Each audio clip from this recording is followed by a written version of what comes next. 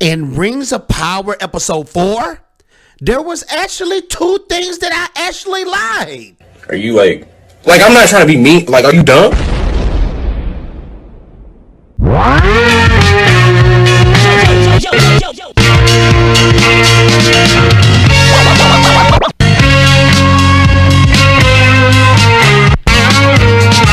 What up, YouTube? It's your boy Fader J. Back like I left something, and I'm glad you're here. Yes, I'm glad you're here. And this is the, unfortunately, Rings of Power reaction review to episode 4. And yes, it will be tons of spoilers. You know what I do. I'm a Tolkien hardcore fan, so of course I have to review this show for the people who love the books, who love the lore, who want to see the adaptation from the books and not this show right here. And all I can tell you right now, if you want to hear something about episode 4 quickly, it was boring.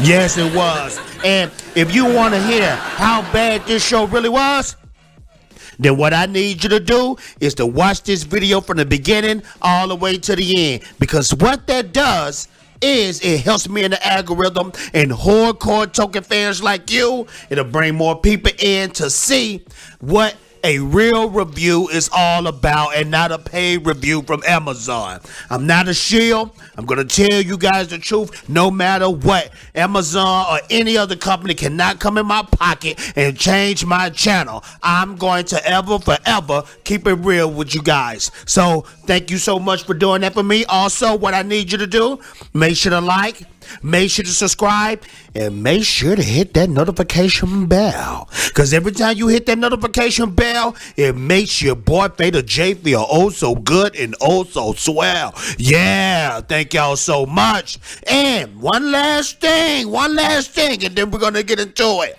What I need you to do by the like and dislike button, if you like this video a lot, if this video helped you out, if this video was entertaining, then what I need you to do by the like and dislike button is to hit that super thanks button. It helps my channel a lot. It helps me to get better equipment. $2, that's all I'm asking for. $2 from you, I can get better equipment, and we can go in on Amazon for destroying something so beautiful as Tolkien Middle Earth lore. Now, let's get into the video. So I was watching episode 4. It pains me to keep watching the show. I was thinking at this point maybe they was going to step things up. Now, Fader J is not a complete hater. I will say this. This episode right here did tie close to what Tolkien wrote about the Numenorians, so I will give them that. But we start off on Numenor. We're still on Numenor with Galadriel. Galadriel is trying to convince the Numenorians the trouble is coming, that Sauron is still out there, and they're not caring about anything she has to say. Now, I will say this. This right here is completely wrong. Galadriel was never on Numenor. Numenor is at a point in the book where they do not want elves around, and the Valar is very mad at them for disrespecting the elves, man, because they forgot where they came from. The Numenorians was the ones that helped during the Rings of Rap. They was the ones that helped during the Second Age with Sauron fighting battles when nobody else did, and that's why they have long life. That's why Aragorn lived to be 100 and so. That's what Numenor is. They was blessed with long life, and they were blessed with their own island. But at some point, Numenor forgot that. They started getting real cocky, and now you have the queen, the Black Queen of Numenor. She's seeing these visions of Numenor being destroyed. Now, that was totally wrong in itself, because nobody from Numenor knew that was happening. Well, you had some characters that knew that Numenor was going to be destroyed. They did know this, but this was after the fact that Sauron was at Numenor. So I can kind of agree with people who were saying that Halbrand is going to be Sauron, because it's mighty funny that Halbrand is in prison right now.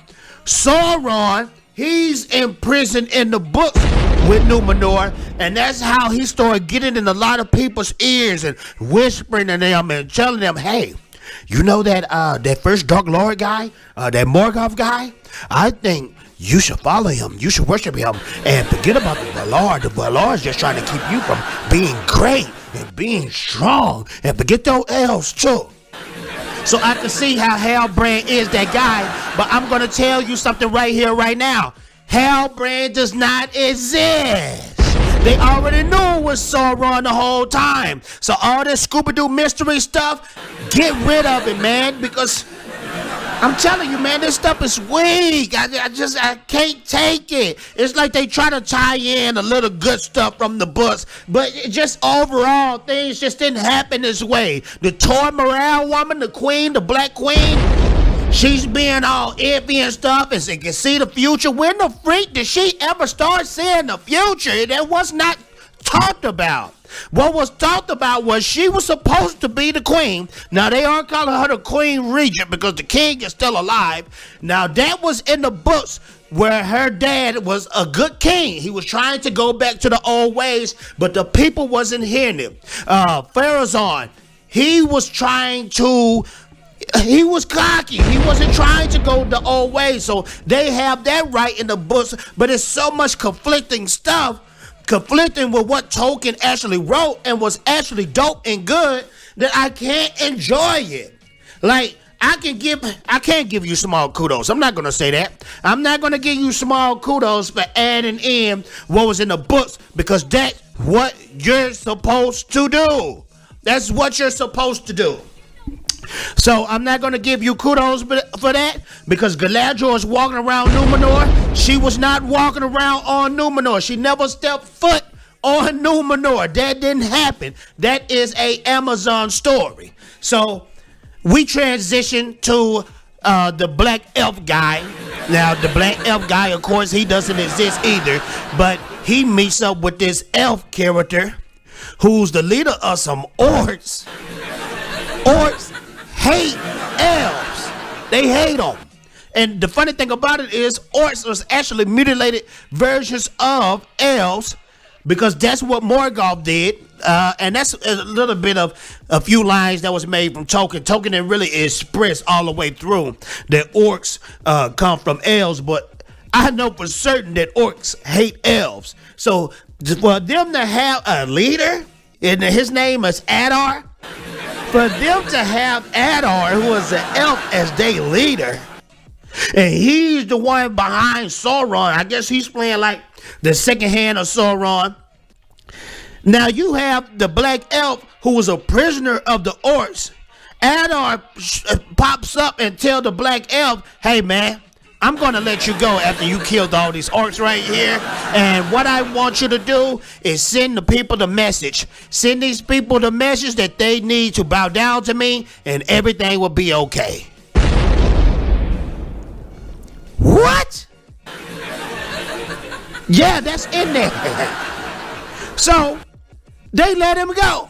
Then we transition to the little boy named Theo, or he could be a grown man. He's a little boy with a grown man voice, walking around with this blood magic sword. I don't know where they're going with that. A lot of people think he might be the Nazgul. I think it's just something stupid that they added in there. And he's with his people. The people, remember, they was in that town and they escaped from the orcs who raided their village. And so they're in another place. They need food. They going low on rations. So he volunteered to go into the deserted town that's full of orcs and to get more supplies. He went there, used the blood sword, got captured by the orcs. Adonor just pops up out of nowhere and saves the guy. Now they're running through the woods. And this is the funny thing about this scene. They try to make it all cinematographic, or fantastic, or whatever you want to call it. They're running through the woods.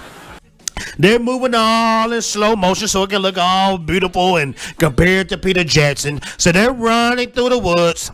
Now, this is the funny thing about it. The orcs had bows and arrows. The target was right there in front of them, Adonor and Theo and the girl. They run through the forest this whole time and nobody gets hit by bows and arrows. But Adonor just happened to hit everybody. Adonor just happened to hit a whole bunch of orcs, but the orcs couldn't hit him. It's that same Stormtrooper Star Wars trope. It's crazy, man. So we get to that position, and at the end of that part, the end of that arc, Theo meets up with an old man. The old man knows about Sauron coming back. He knows about the meteorite guy who's who's Gandalf. I'm pretty sure it's Gandalf. And how did this guy know all this stuff? I don't know, but he said the Meteor Man, aka Gandalf, is the beginning of Sauron coming back. We transition back to Numenor, and I'm glad we didn't see any black hobbits, and we didn't see any hobbits and Horfoots, or whatever you want to call it in this show. I'm glad we didn't see none of that. Is stupid. Shouldn't be in the show anyway. But we go back to Numenor, Galadriel making a big fuss, going crazy. She get locked up. She get locked up in their prison, but somehow she escapes the prison. She escapes a Numenorian prison. Numenor is supposed to be the peak of all mankind history. They're like our legends of Atlantis. She escapes. No swords, no nothing, just escapes. Runs into the queen's bedroom, the king's bedroom, and convinced the queen on why they should help her. So at the end of the episode, the queen went with her. And the only reason why she went with her is because she saw the tree of Numenor, and it was shedding its leaves. The leaves were dropping. She started getting scared because the white tree in Numenor is a very religious thing to the Numenorians. So it scared her to death. And she said, hey, I'm going to join you on your journey to Middle Earth to help defend against Sauron. This stuff is not in the books. Now, a lot of people out there are telling me, Fatal J, just realize that this is not in the books and just enjoy it for what it is. I can't enjoy it for what it is, because even if you take away the books, this show is still boring crap. It's nothing. It doesn't set itself apart from other shows. Like House of the Dragon is still fantasy. That's in the fantasy genre, kind of like Lord of the Rings. But House of the Dragon has its own style. It has excitement. The action is fun. Even the slow moments are fun. These slow moments in this show are boring. The show is only using Tolkien name. That's it. This is not Tolkien's work. So this is what I want you guys to do. You let me know in the comments below what you think about episode 4. Do you think Fatal J is tripping and this was a good episode? Or do you think Fatal J was right and this show is terrible and you hope that it gets canceled in the first season? Get back at your boy Fatal J. Make sure to like. Make sure to subscribe. Make sure to hit that notification bell. Because every time you hit that notification bell, it makes your boy Fatal J feel oh so good and oh so swell. And I'm out of here. Ninja Finish.